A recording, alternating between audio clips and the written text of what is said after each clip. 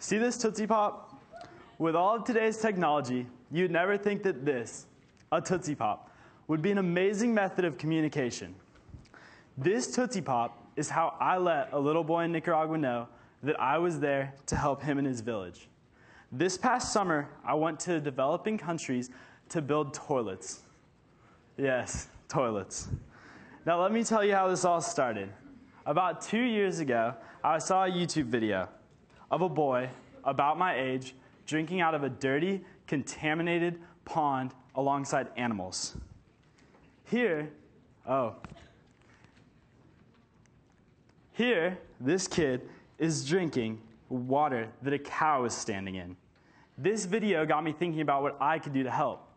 I never thought that this kid was halfway around the world from me.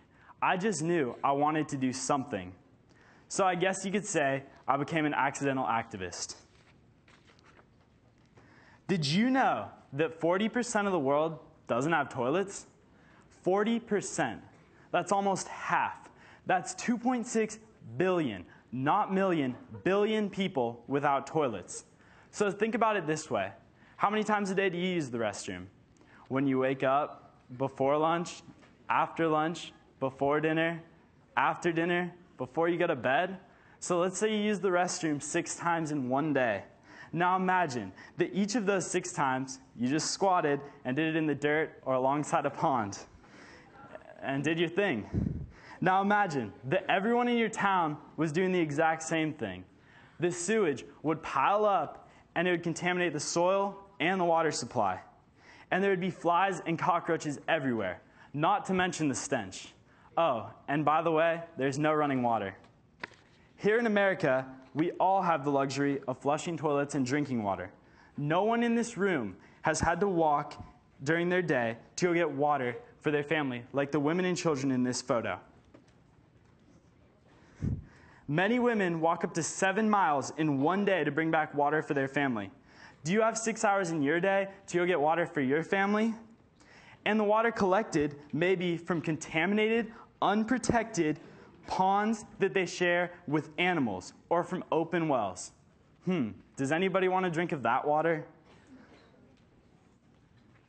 Each year, food and water tainted with fecal matter kills over 3.5 million people. 2.5 billion cases of diarrhea and disease are among children under 5 years old, resulting in 1.5 million child deaths. For those without access to a simple toilet, poop can be poison.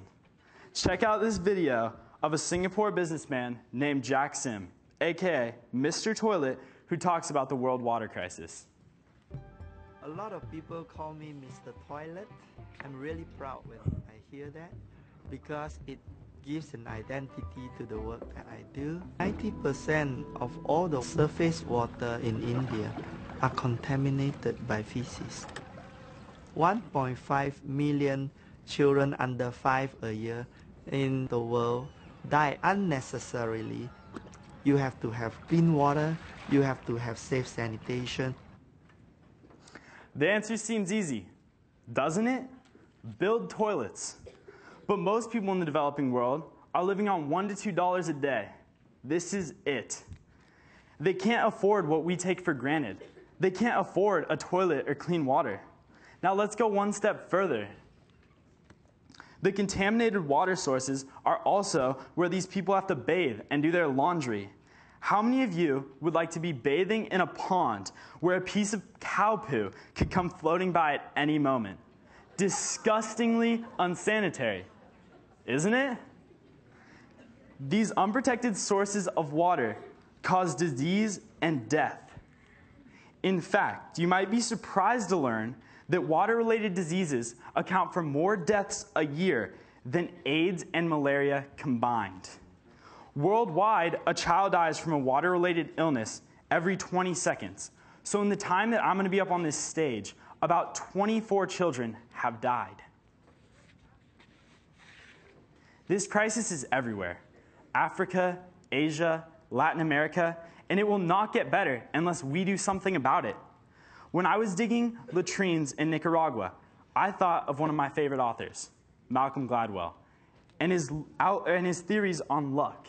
How lucky was I to be born in a place where water and toilets are not luxuries?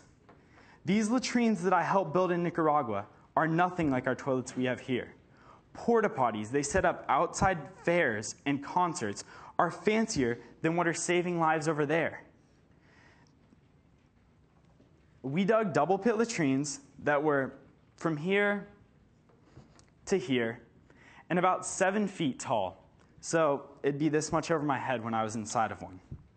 And the reason we built double pit latrines was so that one side could be used until it fills up, and the other side can be used to allow the first side to biodegrade.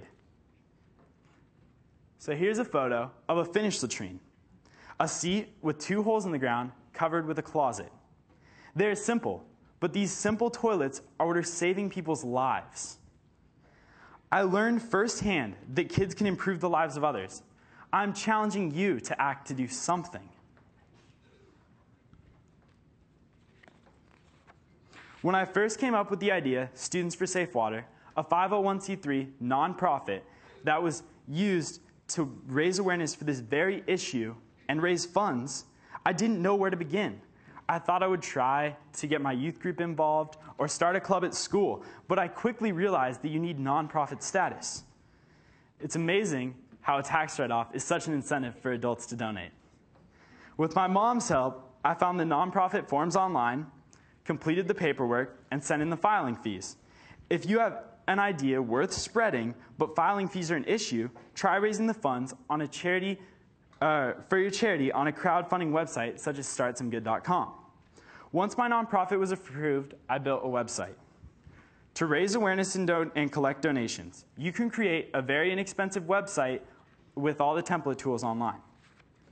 I then approached schools and businesses and asked for their support. I was able to speak at many different schools and initiate fundraising drives. You can do the same. Maybe you will develop the next app or simply sell cupcakes worth a long wait in line. Whatever your talent is, I challenge you to use it to better the world. You might simply start a recycling program, sell cotton candy, or plan a huge yard sale. Use your creativity. With the help of students, parents, friends, family, businesses, matching funds, and grants, we've raised $34,000, with another $20,000 promised. The money is what funded the 22 latrines that we built in Nicaragua and a well in Honduras. The latrines improved the lives of many people I met, and they are grateful. My little friend who loved Tootsie Pops is one of them. Having helped one village, I am now determined to do more.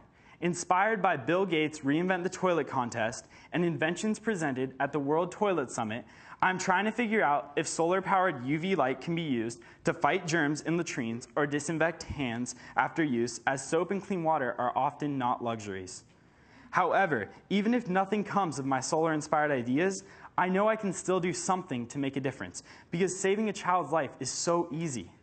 Every $20 to $25 is a milestone. According to water.org, approximately $20 to $25 can give a child clean water for life. This is the cost of 2 movie tickets or a run to McDonald's with some friends. Try this experiment. For 1 week, just put 50 cents in a can every time you use the toilet. By the end of the week, you'll have $20 to $25 to donate and save a child's life. So here's to you all. May you do something to save someone's life.